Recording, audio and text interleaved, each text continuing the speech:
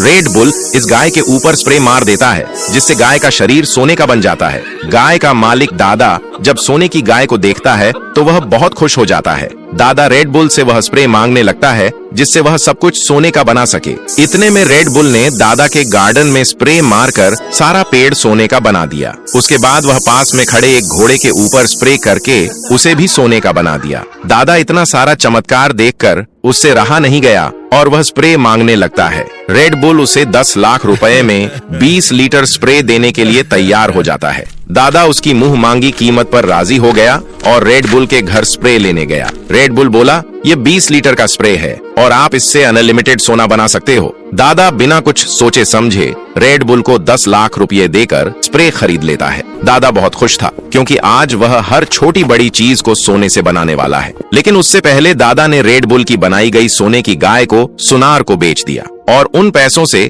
दूसरी और बड़ी गाय खरीद कर लाता है ताकि उसे सोने का बना सके। दादा जैसे ही गाय के ऊपर स्प्रे करता है तो वह स्प्रे काम नहीं करता है। फिर वह गाय को छोड़कर घोड़े के ऊपर ट्राई करता है, लेकिन फिर भी स्प्रे काम नहीं करता है। दादा फूट फूट कर रोने लगता है, क्योंकि उसने अपना घर बेचकर स्प्रे खरीदा था। इधर रेड बुल दादा को चूना लगाकर सारा पैसा लेकर गांव छोड़कर भाग गया। दादा भागते हुए रेड बुल के गांव जाता है ताकि उससे पैसा वापस ले सके। दादा बोला, भैया यहाँ पर रेड बुल रहता था, वह कहाँ गया? उसने मुझे धोखा दिया है। तभी दादा को पता चला कि वह तो एक बहरूपिया था जो लोगों से पैसा लूटता था। दादा उदास होकर घर वापस आने लगा और अब वह पूरी तरह से बर्बाद हो चुका है। यहाँ दादा की गाय प्यास के कारण स्प्रे का लिक्विड पीकर सोने की बन गई थी। दादा ने घर आकर देखा तो वह सारा दुख और गम भूल गया और खुश हो गया, और देखते ही देखते गाय अपने मुंह से ढेर सारा सोने का लिक्विड निकालने लगी। दादा खुशी से पागल हो गया और अब वह माला माल हो गया। फिर दादा सभी सोने के लिक्विड को एक ईंट के सांचे में डालकर सोने की ईंट बना लिया। उसके बाद वह सारा सोने का ईंट